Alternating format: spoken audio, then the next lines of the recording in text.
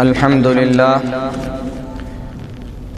لله نحمده ونستعينه ونستغفره ونؤمن به ونتوكل عليه ونعوذ بالله من شرور أنفسنا ومن سيئات أعمالنا من يهده الله فلا مضل له ومن يضلله فلا هادي له وأشهد أن لا إله إلا الله وحده لا شريك له وأشهد أن محمدًا عبده ورسوله أرسله بالحق بشيرا ونذيرا أما بعد فإن أحسن الحديث كتاب الله وخير الهدي هدي محمد صلى الله عليه وسلم وشر الأمور محدثاتها وكل محدثة بدعة وكل بدعة ضلالة وكل ضلالة في النار يا أيها الذين آمنوا اتقوا الله حق تقاته ولا تموتن إلا وأنتم مسلمون يا أيها الناس اتقوا ربكم الذي خلقكم من نفس واحدة وخلق منها زوجها وبث منهما رجالا كثيرا ونساء واتقوا الله الذي تساءلون به والأرحام إن الله كان عليكم رقيبا يا أيها الذين آمنوا اتقوا الله وقولوا قولا سديدا يصلح لكم أعمالكم ويغفر لكم ذنوبكم ومن يطع الله ورسوله فقد فاز فوزا عظيما أما بعد میرے محترم بھائیو، ایمان کے 6 ارکان ہیں۔ جو آدمی ایمان کے ان 6 ارکان کو دل سے تسلیم کرتا ہے، زبان سے اس کا اقرار کرتا ہے اور اپنی عملی زندگی میں اس کے مطابق عمل کرنے کی کوشش کرتا ہے، وہی مومن ہے۔ ایمان کے ان ارکان کے متعلق جس آدمی کے دل میں ذرہ برابر بھی شک پیدا ہو جائے، وہ آدمی اسلام کے دائرے سے نکل کر کفر کے دائرے میں داخل ہو جاتا ہے۔ سورۃ البقرہ کی ابتدائی آیات میں اللہ تبارک و تعالی اپنے جن بندوں کی تعریف فرمایا ہے، ان بندوں کے متعلق آخری بات جو اللہ رب العالمین نے بیان فرمایا وہ یہ ہے کہ وَبِالْآخِرَةِ هُمْ يُوقِنُونَ، وہ آخرت کے دن پر یقین رکھتے ہیں۔ قیامت کے دن پر ایمان، قیامت کے دن پر یقین، یہ ایمان کا ایک بہت بڑا اور بہت اہم حصہ ہے۔ اسی لیے اللہ تبارک و تعالی نے اس دنیا میں جتنے انبیاء اور رسولوں کو بھیجا، ان تمام اللہ کے نبیوں اور رسولوں نے اپنی اپنی قوموں کو اللہ رب العالمین کی توحید، اپنی رسالت اور آخرت پر ایمان کی دعوت دی تھی۔ آدم علیہ السلام سے لے کر محمد الرسول اللہ صلی اللہ علیہ وسلم تک تمام نبیوں نے اپنی امتوں کو اس بات کا یقین دلایا کہ قیامت برحق ہے، اس کا آنا یقینی ہے، اور اللہ کے رسول صلی اللہ علیہ وسلم نے قیامت سے پہلے کی بہت سی نشانیوں کو بھی واضح فرما دیا۔ قیامت سے پہلے کچھ بڑی بڑی نشانیاں ظاہر ہوں گی۔ ان نشانیوں میں سے امام مہدی کا نکلنا، عیسیٰ علیہ السلام کا اترنا، دجال کا نکلنا، یاجوج و ماجوج کا ظاہر ہونا، اسی طریقے سے سورج کا مغرب کی طرف سے طلوع ہونا، اور زمین میں 3 بڑے خسوف یعنی 3 مرتبہ زمین میں بڑے زلزلوں کا آنا، یہ سب قیامت کی عظیم نشانیوں میں سے ہیں جن کا واقع ہونا یقینی ہے۔ ان تمام نشانیوں کے واقع ہونے کے بعد قیامت کی جو آخری نشانی ہوگی، اس کے متعلق رسول اللہ صلی اللہ علیہ وسلم فرماتے ہیں وَآخِرُ ذَلِكَ نَارٌ تَخْرُجُ مِنْ قَعْرِ عَدْنٍ، عدن سے ایک آگ نکلے گی تسوق الناس الی المحشر، جو لوگوں کو میدان محشر کی طرف ہانکتے ہوئے لے جائے گی۔ یہ قیامت کی آخری نشانی ہے۔ اس نشانی کے ظاہر ہونے کے بعد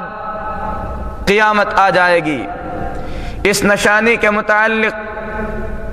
مشہور مفسر قرآن حافظ ابن کثیر رحمۃ اللہ علیہ فرماتے ہیں کہ یہ آخری وقت میں ہوگا کہ اللہ تبارک و تعالی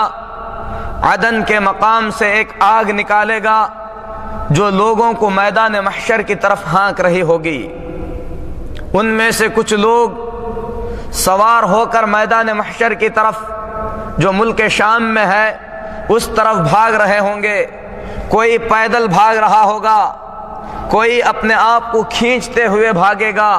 جو پیچھے رہ جائے گا وہ آگ اسے کھا کر ختم کر دے گی۔ یہ قیامت سے پہلے کا حادثہ ہے جس کا واقع ہونا یقینی ہے۔ پھر اس کے بعد دنیا کے اندر بدترین قسم کے لوگ باقی رہ جائیں گے، جن کو حدیث میں شرار الخلق یعنی اللہ تبارک و تعالی کی سب سے بدترین مخلوق کہا گیا ہے۔ اور ان لوگوں کا حال یہ ہوگا کہ رسول اللہ صلی اللہ علیہ وسلم فرماتے ہیں ان میں جو بوڑھے لوگ ہوں گے وہ کہیں گے ادرکت الناس وهم یقولون لا الہ الا اللہ، ہم نے ایسے لوگوں کو دیکھا ہے جو لا الہ الا اللہ پڑھتے تھے۔ یعنی یہ ان کے بوڑھوں کی بات ہوگی۔ جب یہ بوڑھے بھی ختم ہو جائیں گے تو دنیا سے لا الہ الا اللہ کہنے والے ختم ہو جائیں گے۔ اسی لیے اللہ کے رسول صلی اللہ علیہ وسلم فرماتے ہیں لا تقوم الساعة حتى يقال اللہ اللہ، جب تک اللہ اللہ کہا جائے گا اس وقت تک قیامت قائم نہیں ہوگی۔ اور دوسری حدیث میں اس ذکر کی وضاحت اس طریقے سے کی گئی ہے لا تقوم الساعة حتى يقال في الارض لا الہ الا اللہ، جب تک زمین میں لا الہ الا اللہ کہنے والے باقی رہیں گے قیامت قائم نہیں ہوگی۔ یعنی زمین لا الہ الا اللہ کہنے والوں سے بالکل خالی کر دی جائے گی، اور وہ اس طریقے سے ہوگا کہ عیسیٰ علیہ السلام جب دجال کا کام تمام کر دیں گے، ان کی زندگی پوری ہو جائے گی، تو اس کے بعد اللہ تبارک و تعالی آسمان سے ایک ہلکی بارش نازل فرمائے گا۔ اللہ کے رسول صلی اللہ علیہ وسلم فرماتے ہیں اس بارش کے اندر بہت ہی زیادہ نرمی ہوگی، بالکل ویسی ہی جیسے ریشم میں ہوتی ہے، اور وہ بارش مومنوں پر گرے گی، اور اس بارش سے ان تمام لوگوں کی روحوں کو قبض کر دیا جائے گا جن کے دلوں میں رائی کے دانے کے برابر بھی ایمان باقی رہے گا۔ جب دنیا اہل ایمان سے مکمل طور پر خالی کر دی جائے گی، اللہ کا عظیم گھر کعبۃ اللہ گرا دیا جائے گا، زمین پر اللہ کی عبادت مکمل طور پر بند ہو چکی ہوگی،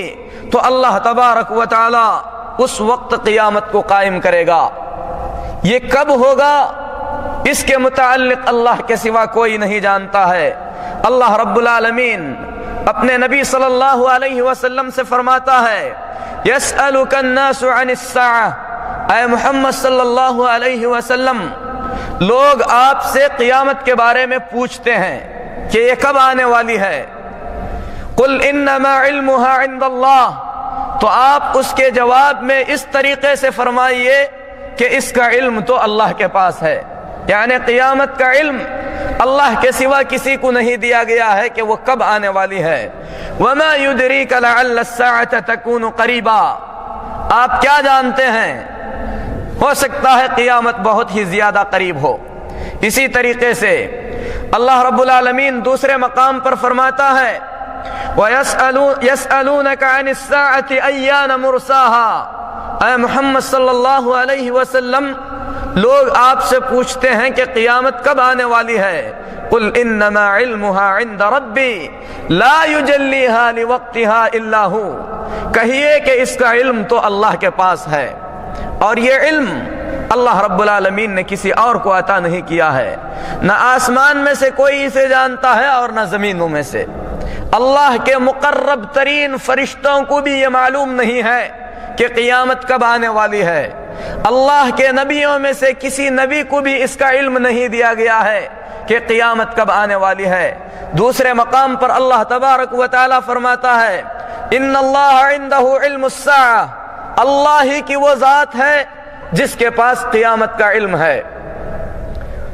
وَيُنَزِّلُ الْغَيْثَ، اور اللہ ہی وہ ذات عظیم ہے جو بارش نازل فرماتا ہے۔ وَيَعْلَمُ مَا فِي الْأَرْحَامِ، ماں کے پیٹ میں کیا ہے،